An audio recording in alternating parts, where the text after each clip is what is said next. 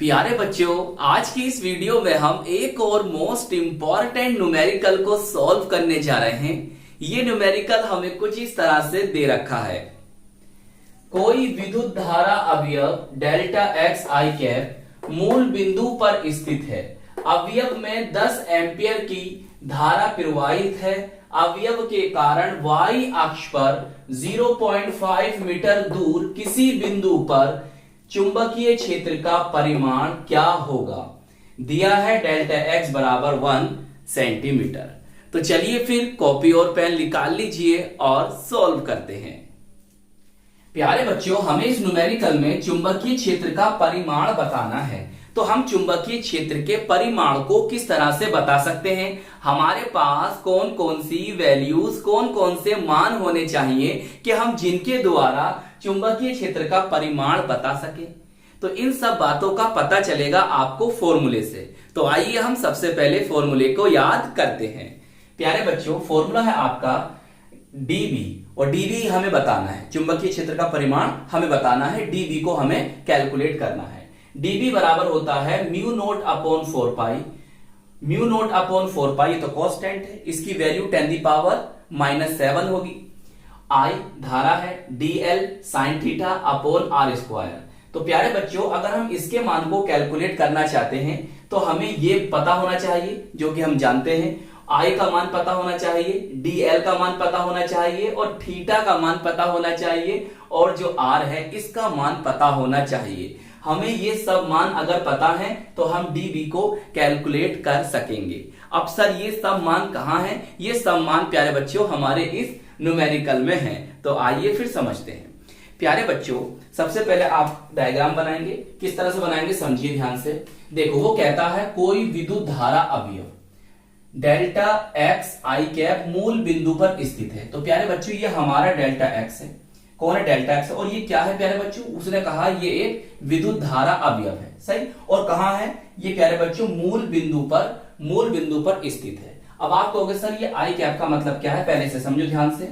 प्यारे बच्चों देखिए, इस तरह से हम बनाते हैं, बहुत ध्यान समझना, बहुत ध्यान से। देखो, ये हमारा एक्स एक्सिस है और ये हमारा वाई एक्सिस है, और ये क्या है? जेड अक्ष है।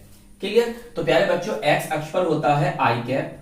क्या होता है प्यारे बच्चों? आई कैप। और वाई अक्ष पर होता है प्यारे बच्चों जे कैप। क्या होता है? जे कैप होता है। और जेड अक्ष पर होता है मेरे नन्हे मुन्ने बच्चों के कैप। क्या होता है? के कैप। याद रहेगा? क्या रहेगा? याद रहेगा? क्या होता है? के कैप।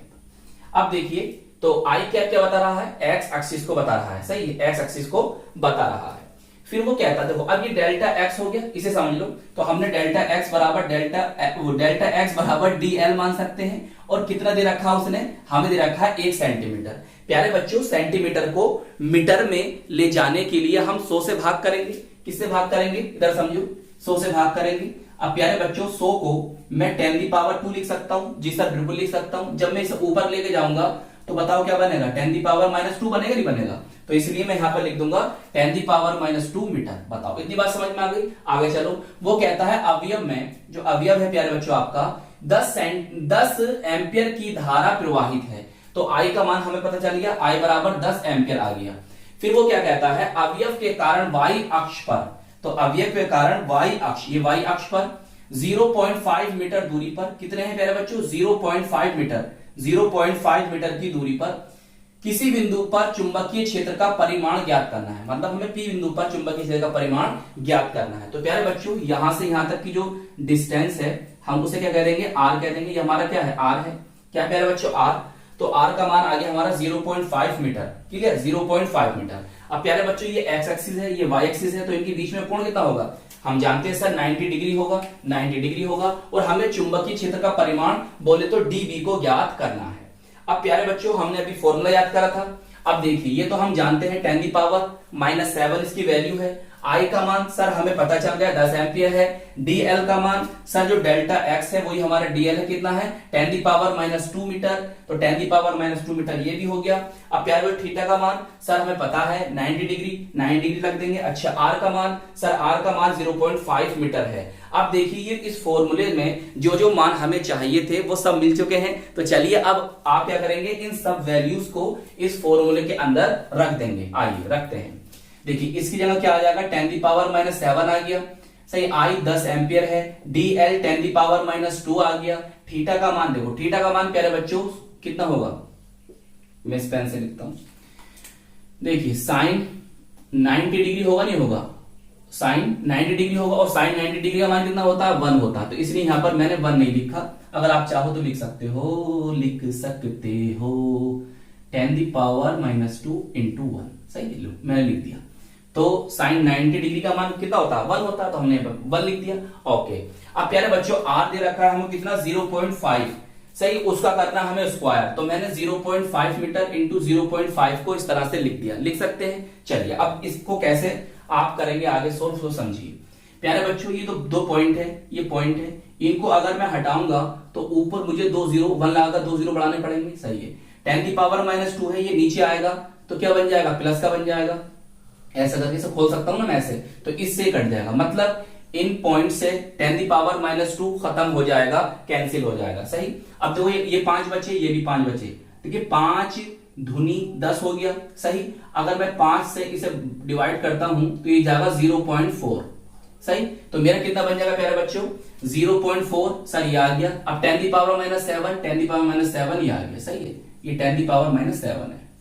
चलिए अब प्यारे बच्चों इस पॉइंट को, इस दशमलव को, इस डेसिमल को अगर मैं यहां लेके जाना चाहता हूं, मतलब राइट हैंड लेके जाऊंगा, अगर मैं दशमलव को कहां लेके जाऊंगा, राइट हैंड लेकर जाऊंगा, तो प्यारे बच्चों जितने डिजिट में जम कराऊंगा उतनी पावर जाएगी माइनस में। तो मुझे 4 को जम कराना है, केवल 1 डिजिट है, तो 10⁻⁻1 हो जाएगा। और ऊपर आपके पास यहां पर क्या दे रखा है 10⁻⁷, तो प्यारे बच्चों बन जाएगा 10⁻8। तो हमारा फाइनल आंसर आ जाएगा 4 इंटू 10⁻8 टेस्ला, सही है। तो यही आपका इस न्यूमेरिकल का आंसर होगा, चुंबकीय क्षेत्र का परिमाण।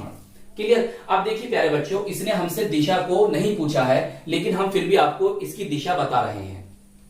देखिए दिशा बताने के लिए ना आप सबसे पहले एक बात याद रखिए, कभी आपने 11वीं क्लास में एक बात पढ़ी होगी, क्या पढ़ी होगी, 2 सदिश का सदिश गुणनफल, 2 सदिश का अदिश गुणनफल पढ़ा था, डॉट प्रोडक्ट, क्रॉस प्रोडक्ट, बस वही आपको यहां समझना है। प्यारे बच्चों बहुत ध्यान समझना, के आई और जे, बस इससे याद रखना आप, के आई जे। प्यारे बच्चों आई और जे का जो क्रॉस प्रोडक्ट होगा वो कौन होगा, के कैप। देखो अगर आई की और जे की, आई कैप और जे कैप की आपस में गुणा की जाएगी तो उसका प्रोडक्ट क्या आएगा, के कैप, सही। अगर के और आई की तो क्या आएगा, जे और के की तो क्या आएगा, आई। समझ गए। तो हमारा कौन है, डीएल और आर है।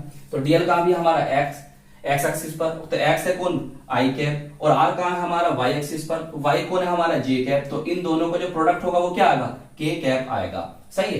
तो अगर हम इसे उल्टा करेंगे तो चिन्ह माइनस में आ जाएंगे, सही। तो आप लिख दोगे अर्थात चुंबकीय क्षेत्र की दिशा जेड अक्ष के अनुदिश है, या लिख सकते हो ब्रैकेट में धनात्मक जेड अक्ष के अनुदिश है। चलिए नोट कर लीजिए, आपका न्यूमेरिकल सोल्व हो गया। तो आई होप ये न्यूमेरिकल आपको अच्छी तरह से समझ में आ गया होगा। तो प्यारे बच्चों अपने इस प्यारे से चैनल को सपोर्ट कीजिएगा, वीडियो को लाइक कीजिएगा और अपने दोस्तों में, अपने साथ के पढ़ने वालों में इस वीडियो को जरूर शेयर कीजिएगा। और अगर चैनल पर नए हैं तो चैनल को सब्सक्राइब भी कर लीजिएगा। हम मिलेंगे आपको इसकी नेक्स्ट वीडियो में। जय हिंद, जय भारत।